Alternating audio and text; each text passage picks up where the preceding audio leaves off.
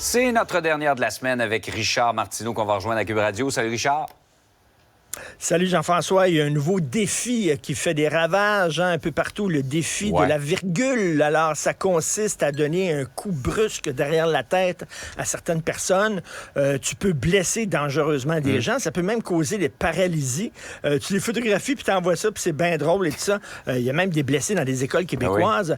On se souvient, à un moment donné, c'était le Tide Pod. Le défi, c'était de manger du savon à lessive. OK, moi, j'ai un nouveau défi. Le défi du bâton de baseball. Tu prends un bâton de baseball, tu te donnes un coup sur la tête. OK, on commence, là, c'est le fun. Là, vous vous filmez en faisant ça. Vraiment, là. Et je trouve que les médias sociaux, ça nous a comme... Tu sais, ça a amélioré la race humaine. Ça a monté la barre. Ah, ça a monté la barre, exactement. Hey, Richard, une actualité qui a été assez abondante cette semaine et qui t'inspire une grande question. Est-ce qu'il y a des conséquences lorsque les gens se comportent mal?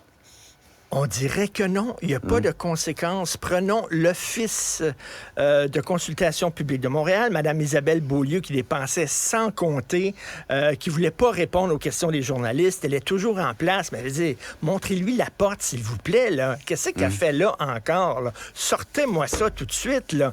Dominique Olivier, qui est rendu numéro 2 à la Ville de Montréal, c'est elle qui a instauré cette culture du gaspillage.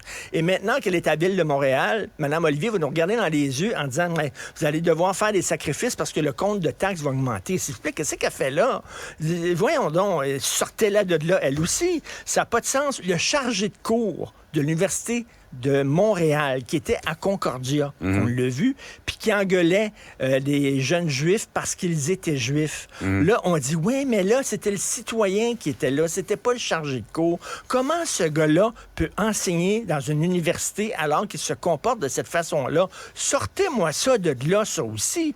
La jeune fille qui gueulait là, après là, les autres étudiants juifs, ben si t'es pas capable de débattre correctement, ben, va pas à l'université, donne-moi tes livres, puis voilà la porte de sortie. Adil Sharkawi, il a dit, tous les ennemis d'Israël doivent mourir les uns après les autres. Le gars, il a un permis de possession d'armes à feu.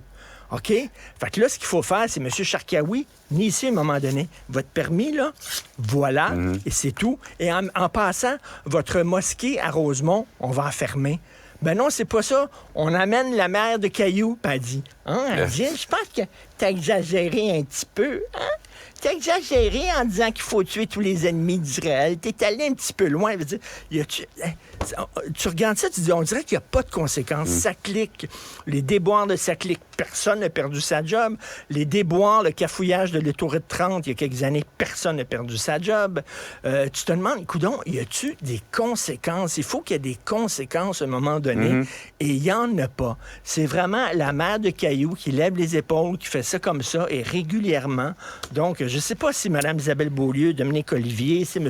Adil Sharkawi, et etc., vont faire face à la musique, mais il le faut. Regarde ça, il y avait des peines minimales pour les crimes commis par les armes à feu, parce qu'on voulait envoyer un message à la société. Si tu commets un crime avec une arme à feu, on trouve ça, nous autres, grave. Fait qu'il va y avoir une peine planchée. Quand Justin Trudeau est arrivé, il a enlevé la peine planchée. Il n'y a plus maintenant de peine minimale, parce que lui, il est gentil, puis il faut comprendre les gens. À un moment donné, des conséquences, s'il vous plaît. On va voir qu'est-ce que les enquêtes vont donner, entre autres dans le cas d'Adil Sharkawi, puisque la police est saisie de l'affaire.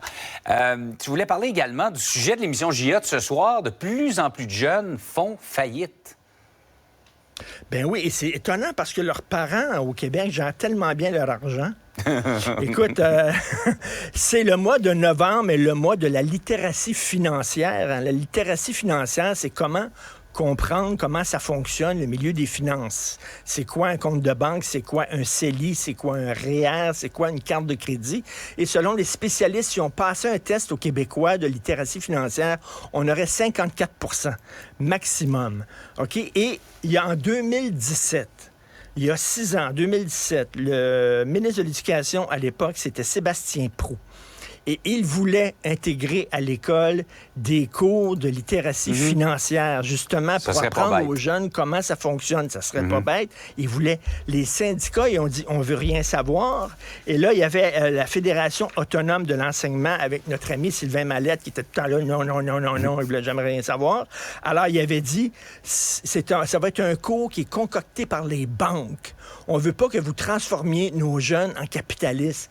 On veut pas qu'ils deviennent des capitalistes. On veut qu'ils comprennent comment ça marche une carte de crédit pour pas qu'ils soient en faillite, c'est tout. Mais non, parler d'argent à l'école, c'est mauvais. L'argent, c'est le capitalisme. Et nous autres, on est des syndicats, on est à gauche, on est contre l'argent. Ben oui, on le voit ces temps-ci, à quel point ils sont contre l'argent, les syndicats du Front commun, ça n'a pas de bon sens. Alors, quand même, je pense qu'il est temps d'apprendre à nos enfants. Mais regarde, les Québécois, on est tous endettés, là. On est tous endettés. On dit qu'on est pris à la gorge. Va au Carrefour Laval ou au 10-30 ou au Galeries de la Capitale ce week-end. Les stationnements sont pas mal pleins. Alors, la pomme ne tombe jamais. Ouais, la pomme ne tombe jamais très loin de l'arbre. Mais c'est vrai qu'en termes de notions de base utiles dans la vie, les finances, l'économie, là, c'est vraiment quelque chose de fondamental, effectivement. C'est important. Hey, Richard, on va leur envoyer Pierre-Olivier Zappa, il va leur expliquer tout ça. Hey, passe une très belle fin de semaine. Salut.